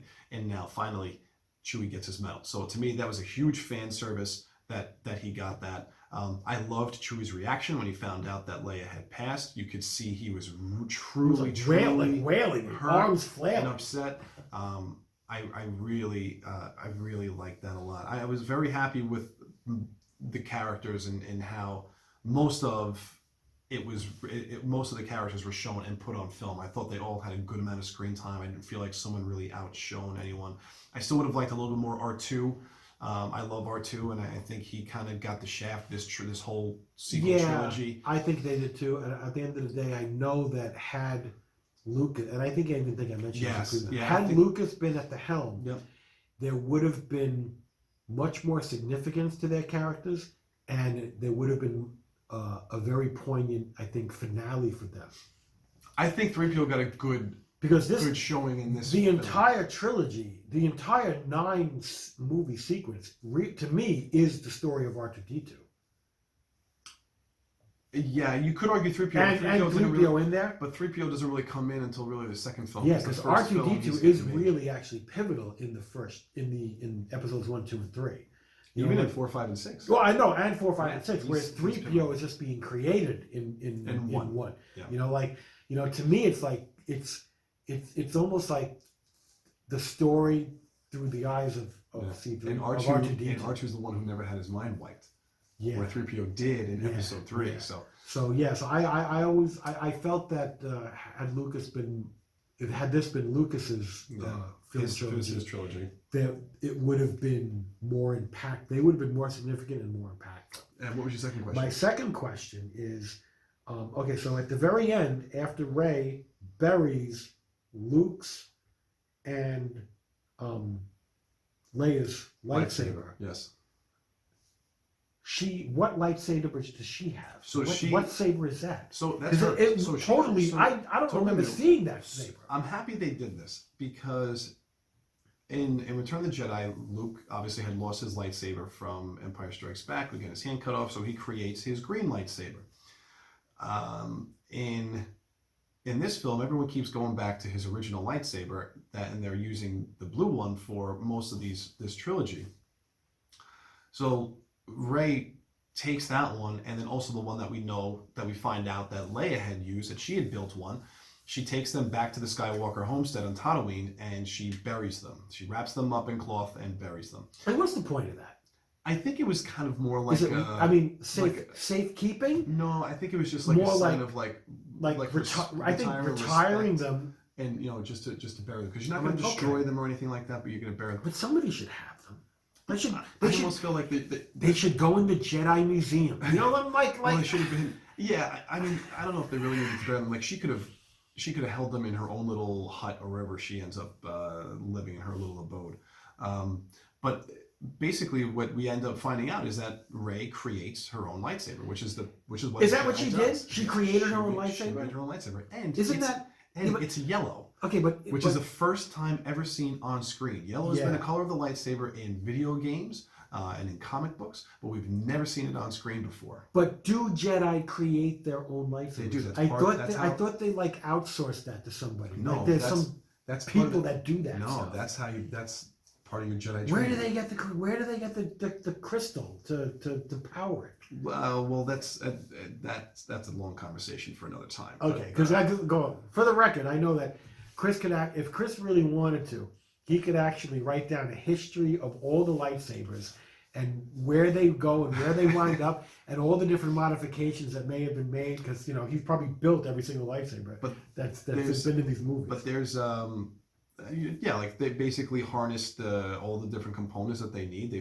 find it, and then there's a particular planet where you actually what are those crystals called? Well, from Rogue One, canon is now called Kyber crystal. Yeah, I was saying that. I know there was a point where they named them. Yeah, and previous times I think it was called something else, but now they're called Kyber crystals. But that's basically, she had to get that. She made her own, and I thought that was really cool that we actually saw that. But is that the implication that she made her own? Absolutely, because she just pulls it out, and I'm sitting there going, where did that come from? She made it. She just made it. Okay. Well, what did you say with Luke's green lightsaber from Return of the Jedi? I don't know. I think you got a mail letter out to the lightsaber people. No, he went to Obi-Wan's home, and there's a book in there that basically taught him how to build his own lightsaber. Okay. That's what he did. He built stuff from Obi-Wan's homestead, he basically just took stuff, put a crystal in it, and I thought like in now there's a theory out there that green crystal is from Qui-Gon's lightsaber. Okay. That he held on to that lightsaber, Right. and Luke, because how did Luke get a green crystal? Right. How did he get a kyber crystal? So the theory is that he's actually using Qui-Gon's. I don't know if how true that is, but that was something that I had read. I thought it was like a scenario like in the Thor movies, basically like all the weapons all the big heavy duty weapons that the Asgardians use. There's a guy who makes them. They say, I need a hammer, I need a sword, I need a whatever. No. There's a weapons master because Thor didn't make his hammer. No, it's part of the Jedi training that you have to make your You own have to lightsaber. make your own lightsaber. That's part of the training. So Okay. I'm very happy that they did that. I wish that would have happened a little bit earlier. Like to me, that would have been, instead of bringing back Luke's lightsaber again, it's destroyed. It's gone. And I would have been okay with at the beginning of the film. You know what? I'll be her honest own. with you. That was one of the little things on their checklist of like trying to bring back as many lightsabers that are still around and pull them into the movie. It's an iconic prop, so Yeah. they kept it around. So I get it. Now there was one actual scene in the movie that I thought it was funny to me the way I thought about it, because I leaned over to Chris and told him there was a scene where Rey is in on the ship, and she goes into like Kylo Ren's room, whatever, and she sees like the melted Darth Vader helmet, and I just go to Chris. I said, man, she should just take that and throw it on eBay, and she'll make a bundle, That's funny. I mean, if there's an eBay in that galaxy, that's like just like, even if you don't want it, it's like, man, make a killing, man. I'll make myself the deluxe lightsaber with that money, Yeah. What happened to Kylo Ren's lightsaber? He threw it in the water. Oh, that's right. He threw it away. He threw it away. Now, okay. Oh, yeah. And okay, so Rey had Luke Skywalker's saber, and she tried to throw it away and couldn't. Yeah. And was given Leia's saber, so that's how she had the two, and then she buried them and made her own. Yeah. Okay. So, oh man, I feel like we can keep talking about this movie for Now, this is actually kind of funny because when they showed the flashbacks of Rey's parents, for some reason, the father, to me, looked like the young version of Luke Skywalker's uncle. Owen? It looked like the young version of Uncle Owen. No, it looked like Owen. Yeah, but it's not. It's not. Because I'm sitting there going like, oh my God. Like, that's how she's, if she's the child of Owen and Beru, whatever her name was, she's a Skywalker. Yeah. Oh, and so at the end, but she's not. She's not. No. Okay. So at the end, she's at the Tatooine homestead, and there's a stranger that walks up to her, and she's like, "No one's been at this." Oh my God! Tell me that's somebody. It's no, it's not. Not that I. Oh, okay. Knew. I thought maybe you saw something. And she asks her what her name is, and she kind of like looks off into the distance, sees the Force ghosts of Leia and Luke. And that's funny because the Rey, Force ghosts were coming from a distance. Yes. And I thought it was going to be her parents. Because not for nothing. Because one of her parents is Force sensitive. Obviously. Absolutely. Yeah. I mean, absolutely. Now, okay, so her father is. Which we have no idea where that came from. Yeah, like, we have no idea. And Palpatine killed his own son. That's what it sounded like. Yeah. Or he hired that. Or I mean, eventually, it wasn't like an adoption scenario. These were the people that were harboring his grandchild. Those were her Sith parents. person was ended up killing him. But so Rey dons the name. She dubs the name Rey Skywalker. And so that's where the Rise of Skywalker comes. So there is still a Skywalker around, which I'm happy about, because it made it complete. She's the bloodline of Palpatine, but she ended up taking on the name Skywalker. So it makes you wonder if, like, literally the end of this movie is the end of that storyline. Will later movies pick up directly after, or will they just be like, hundreds of years in the future doing their own thing? I think we're going to get some films that span time. I think we're going to get some films that take place way back. Way in the past. So we're Which would talking, be nice. anywhere from a couple hundred to even 1,000 years, a millennium beforehand. It would be nice to see a movie about the origin of the Sith. And that would, I think, to me, that could show, when the galaxy was filled with Jedi and with Sith. And then you didn't have the rule of two, where a master and apprentice. You had Sith. As many Jedi as there were Sith. Yeah. And I think you could have had that battling for power and battling for balance. That would be cool. I think it would be cool to show 100 or 200 years in the future, and there's the myth or the legend of the Skywalkers, something like that. I think in 10 years from now, we could see an actual episode 10, 11, and 12 with some of these characters coming back to reprise their roles. Not for nothing. Somebody from Disney at some point, 10 years from now, is going to say, "Hey, let's bring them back. Let's do episode. Yeah. Screw it. Because not for nothing. How many years were between the second trilogy and the third? Episode 3 was in 2005, and then 2015. So 10 years. Yeah, not for nothing. Yeah, Disney. And then you went from 83 to 1999. Disney does not write off any avenue of making money. No. There's nothing that is off limits. I think there's going to be a lot of individual films that are coming out over the next. The next Star Wars film is not going to probably come out till 2022. Okay, so that was going to be my next question. Yeah. Are you aware of the next Star Wars movie in the pipeline? The next is theory is that it should be. It's going to be like a lot of like Star Wars story type movies that I think we're going to get. It's going to be in the Star Wars universe. But is there like one that we know of that's coming? Like it's supposed to be 2023, 2023, 2022, 2023. They said they're going to take off a couple of years before they put out a new Star Wars film. Oh, okay. But it takes basically nowadays it takes them 2 years to make the film. Between filming and editing, so I thought I heard something that there was going to be like a Ben Kenobi movie. It's a TV. It's going to be a streaming series on Disney Plus. So right now they got the Mandalorian. They're doing the Obi-Wan series. They're doing a what's the character from Rogue One? Oh, that's going to kill me. The character Cassian Andor. They're doing that series. So he's going to have his own series. Obviously, this takes place before Rogue One. So there's a lot going on in the pipeline. Now, in this movie, the character of Rose, I think, who was, a big favorite in the last couple of movies. She was only in Last Jedi. Oh, she was only in Rose was only in Episode 8. Yeah? Yeah. Oh, okay, yeah. I think she was very popular in Episode 8. Depends on who you talk to. There was a faction. People liked her. There was a camp that absolutely hated her. There was a camp that liked her. And I think her role in this movie was very subdued. Like it was there, but it wasn't that important. She didn't have that many great lines. I think the first 3/4 of the film you rarely see her. Yeah. And then the last 25% of the film, when you get towards that final battle, she's in it a good amount. She's a little bit, yeah, but she doesn't have any to me she doesn't. She's there, but she's more in the background. Yes. She's not really pivotal because she doesn't go on any of the. No, the big missions.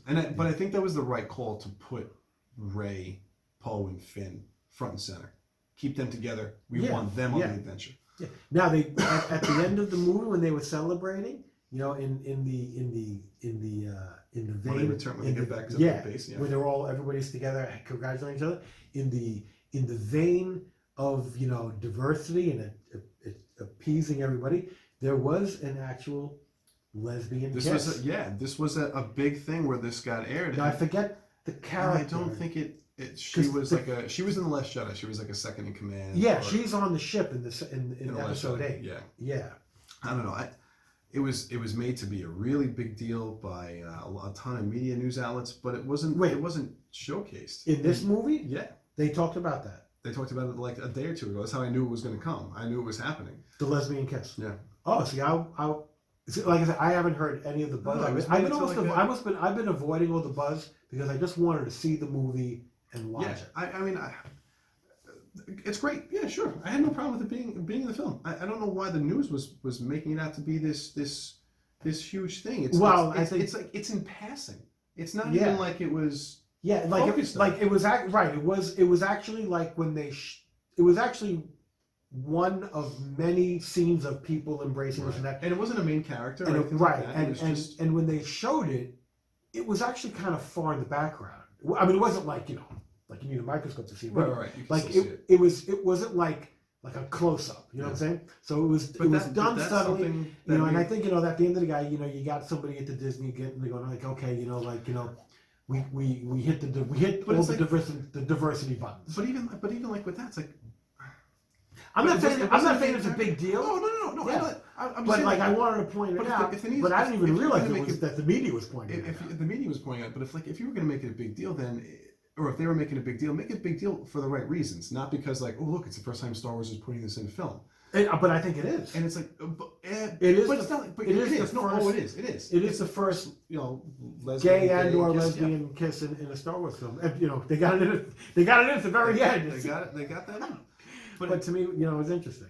It was. I know if they were if the news was gonna go about that, then do it for the right reasons. Don't just showcase it just to say, oh look, they put this in there. Right. Well, I feel like that devalues the event of that actually happening. Well, I mean, you could actually argue that the only reason why Disney put that in there was to appeal towards that type of audience. Because not for nothing, the whole I think one of the biggest strategies for Disney in this trilogy is the inclusion of lots of races and making But I always go back making to like stronger female characters. But the Galaxy is big, but they don't showcase it.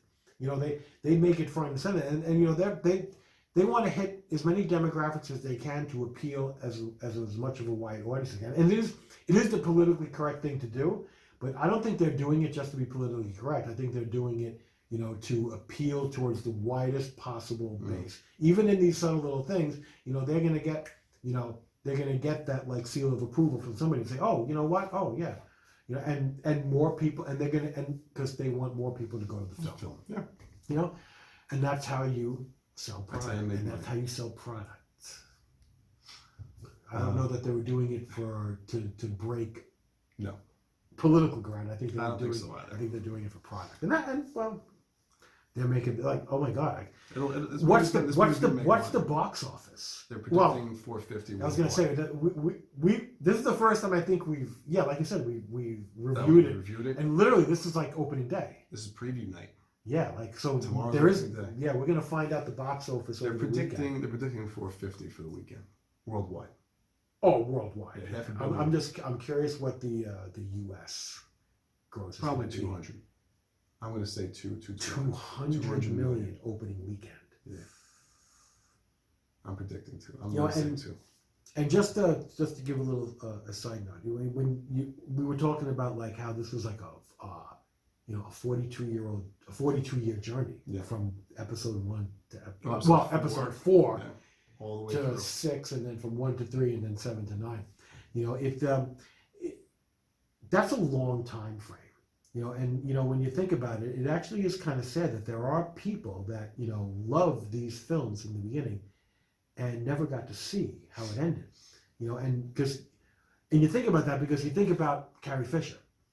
Carrie Fisher died and probably never saw episode 8 or 9. Well, obviously episode 9, but she didn't even. I don't even think she saw 8. No. She never saw 8 or 9. They had just finished like principal photography on the screen, and like she missed that, and she's in both of those movies. And you sit there and say, there are people that went to see original Star Wars or whatever, and or even even if they were younger people, and that's a shame. But, it's one of those things where it's like not everybody got to see how it ended. At the end of the day, I'm going to be in that position. But it's never going to end. That's I think that's the beautiful thing about the franchise. Like the Marvel Universe. Like if Disney has their way with the Marvel Universe movies, the Marvel Cinematic Universe, they're going to go on forever. And it's like, at some point, I'm going to kick the bucket. I'm not going to see Avengers 17. I'm going to miss Avengers 17 or whatever. It is what it is. Listen, if you like Star Wars, I think you're gonna like this film. Yeah, I think this was a good crowd pleaser. I enjoyed it. Like I said, it was to me. It's not a 4-star movie, not a 3.5. A very solid 3 and a very. I enjoyed it because it kept me engaged. It didn't annoy me, and it was plot driven and character driven, and I wanted to see where it ended. Yep. And I thought the final showdown against good versus evil, Yep. I thought it was where we win, where the good wins. I thought it was really good. I was excited about, where it was going to end up with Kylo Ren and Rey and the Emperor. I thought it was good. I enjoyed it. I'm happy that I'm still. This is terrible to say, but I am happy that Ben dies because I feel like he had to. Oh yeah. I feel like he had to. You can't bring him back to. You can't bring him home after all the bad things he did, and him all of a sudden assimilate into normal society again. No.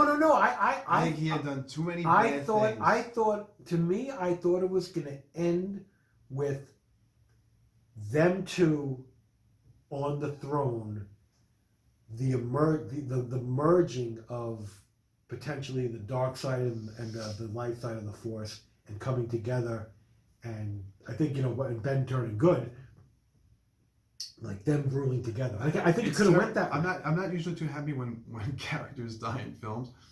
I was perfectly okay with him dying. I was okay with it too, but I think I would have been okay with them getting together in the way that they did it, because they kissed, and if he didn't die, I think they would have been together.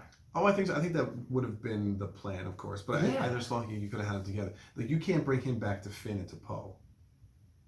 How do you bring him home? Yeah, I don't know. He's killed so many people. He tortured Poe in the first film. Like, you can't. Well, it's I just don't see it. It's kind of like Negan in The Walking Dead. Yeah. I think it would have been really hard to bring him back alive. Yeah. So I was perfectly okay with him dying the way that he did. He saved Rey.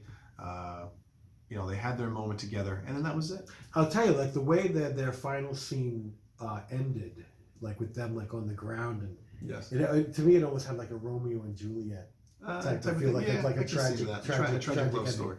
Yeah, interesting. But I can't wait to go see it again. I'm really looking forward to it because I want to catch things that I missed tonight. Oh yeah, and I'm sure I missed some things that I can't wait to. And my last final comment, I think overall is, watching the credits, I was annoyed to see the double column credit roll, where I'm like, I got a feeling I'm going to start seeing this now often, because I think what it does is it shortens the length of the credits. You need to. Well, that's exactly why they're doing it. That's exactly why they're doing it. But it's like, for someone who's actually watching the credits, it's really. You need to annoying to go back and forth. You should write a letter. And go, because you're gonna miss something. And you need to write a letter to the production companies. That's your next job. Ruining the credits, man. Real pain in the ass. Just list them all out in one column so people can follow it. Listen, there's going to be a follow-up to this video. Okay, I promise you. John and I are going to do our top-rated Star Wars films. We are going to rank every film from 1 to 9. Well, no, from 1 to 11. 1 to 12. 12, including the Clone Wars animated movie. No, I was counting the Star Wars Christmas special.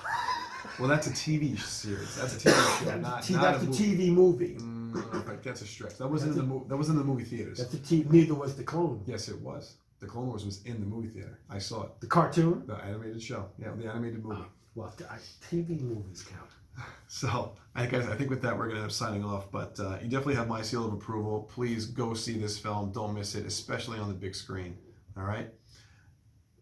Well, the really funny thing is, you almost don't even have to tell people to see Star Wars Episode 9. No. Because I think it's there's a lot of movies where people may or may not go. They'll be on the fence with it. But like Star Wars Episode 9, you got to see it. I think everybody's going to see it no matter what. I mean, I plan on seeing it at least one more time with some of my other friends. And I want to bring my wife to see it. So I plan on seeing it at least one more time. I'm seeing it over the next 2 days. I'm seeing it twice. I'm getting it tomorrow on Friday, and I'm going Saturday. So I'm booked, and I will probably see it at least another time after that. Someone's going to drag me to see this movie. Now, we saw it tonight at the Sequel movie theater, and I didn't think that movie was sold out. Like, it wasn't. I don't think it was sold out. It was not jam packed like when we went to see. I don't know what we go see. We saw a movie there recently where it was full. Frozen 2. Yeah, Frozen. Well, Frozen 2. Well, you got all the kid crowd because we went to one of the first showings. And even Avengers. Oh, Avengers was packed. Yeah, absolutely.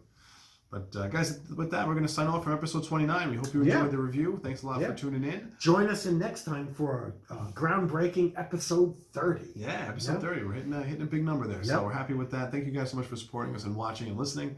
We hope you guys enjoy your night. And please enjoy the holiday season. Yeah, Merry Christmas, everyone. Happy New Year. Take care, guys. Take care.